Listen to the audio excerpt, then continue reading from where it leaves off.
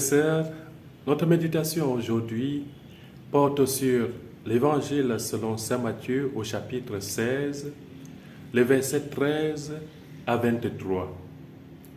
Dans cet Évangile, on peut observer quelques petites articulations. La première, c'est la question de Jésus à ses disciples pour prendre le pouls du peuple. Pour le faire, Jésus prend d'abord ses disciples à l'écart et les amène dans la région de Césarée de Philippe, loin du regard des gens, du regard des pharisiens et des scribes. Et Jésus leur pose une question. Au dit des gens, qui suis-je? Les disciples répondent naturellement que pour les gens, Jésus serait Jean-Baptiste, pour d'autres il serait Élie, pour d'autres Jérémie ou un prophète d'autrefois. Au regard des miracles qu'il opère, au regard des enseignements du Christ, au regard des faits et gestes du Christ, les gens autour pouvaient véritablement voir en lui un prophète d'autrefois qui serait revenu à la vie, comme on le disait, du prophète Élie à cette époque-là. Voilà les opinions des gens et Jésus prend soin de demander cela. Comme il est aussi utile, parfois, frères et sœurs, ce n'est pas cela qui va déterminer nos vies, sans doute, mais il est parfois aussi utile d'entendre, d'écouter ce que disent les gens de nous. Ça peut être en bien comme en mal, mais il est bon de l'écouter, de l'entendre. Il y en a qui n'aiment pas souvent les observations, les remarques fâcheuses, bien entendu. Il y en a qui aiment aussi qu'on dise surtout du bien d'eux. Ce n'est pas mal qu'on dise du bien de nous, mais si on dit du bien de nous en nous flattant, cela peut sembler dangereux. Si on dit du bien de nous en toute vérité, ça va. Si on dit du bien de nous et qu'on n'est même pas à la mesure de ce bien, alors on devrait faire des efforts pour correspondre à ce bien que disent les gens de nous. Si on dit du mal de nous, il faut peut-être qu'on apprenne à se corriger. Si on dit du mal de nous et que ça ne correspond pas à ce que nous vivons réellement, eh bien, frères et sœurs, il faut avancer, il faut continuer son chemin. Si on dit du mal de nous pour nous calomnier, pour nous haïr, il faut, cela peut nous toucher, c'est vrai. Et beaucoup ont du mal à s'en sortir parfois, mais il faut avancer. Il faut continuer. Il ne faut pas vivre au prisme du mal qu'on dit de nous. Du bien, il faut écouter en évitant toute forme de flatterie. Les opinions, ce n'est pas une mauvaise chose en soi, mais les opinions ne déterminent pas une vie et les opinions ne disent pas qui est réellement la personne. Jésus s'adresse donc maintenant à ceux qui vivent directement avec lui, ceux qui sont plus proches de lui, ceux qui ont bénéficié de plus d'enseignements, de plus de miracles que d'autres, ses propres disciples. Pour vous, que dites-vous? Pour vous, qui suis-je? Cette question a dû bouleverser un peu les disciples et cette question nous bouleverse aussi. Mon frère, ma sœur, au fond de toi, si tu entres en toi véritablement, peux-tu dire qui est le Christ pour toi? Qui est Jésus pour toi? Il ne suffit pas ici de faire une récitation des cours de catéchèse. Nous en connaissons tous. Il ne suffit pas non plus d'aller ouvrir une page de l'Évangile pour commencer à réciter, à relire. Cela est intéressant et nécessaire. Il faut fréquenter la parole de Dieu. Il faut fréquenter les Saintes Écritures. C'est une très bonne chose. Il faut même écouter, après avoir lu les Saintes Écritures, si on peut faire plus, il faut se nourrir du magistère de l'Église. Cela nous aide beaucoup, cela affûte notre intelligence, notre capacité à réfléchir et à connaître certaines choses qui nous sont voilées.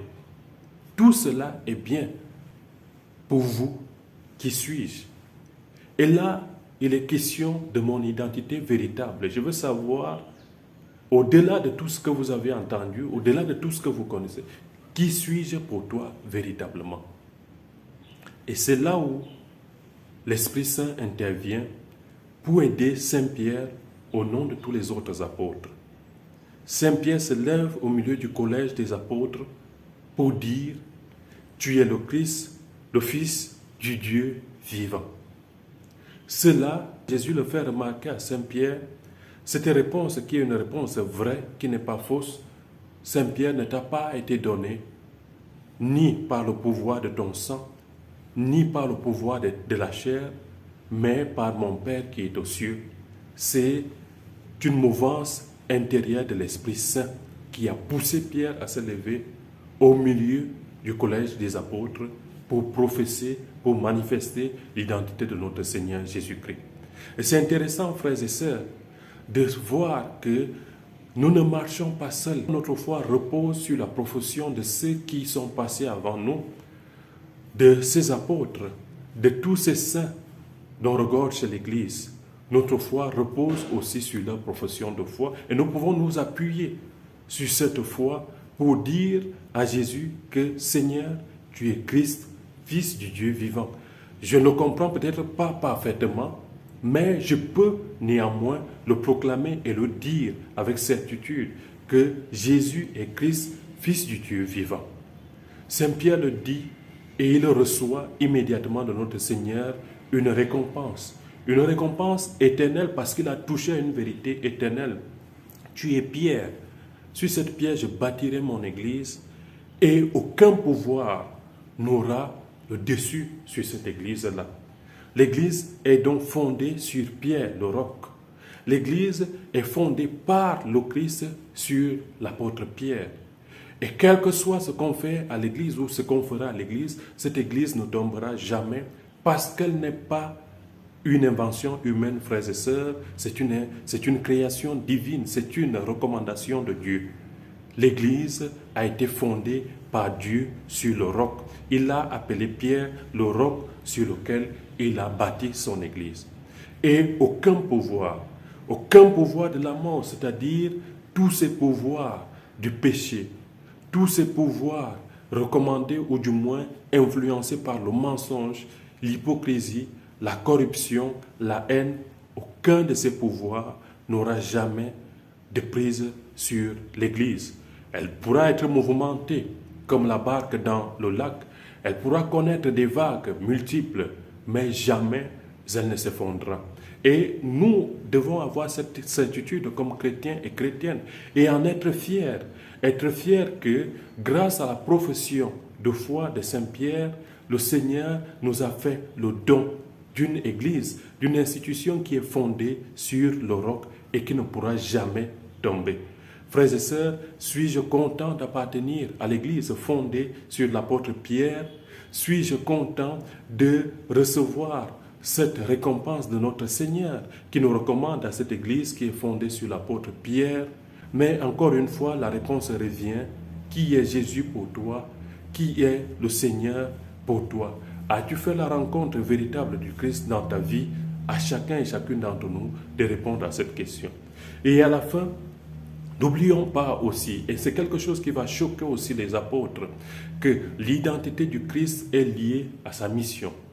Lorsque Saint Pierre découvre par l'action de l'Esprit Saint l'identité de notre Seigneur, qu'il est Christ, Fils du Dieu vivant, Saint Pierre a du mal à entendre que cette identité est liée à une mission d'humilité, une mission qui va conduire notre Seigneur dans sa passion, sa mort et sa résurrection. Oh, we lift our voice and sing,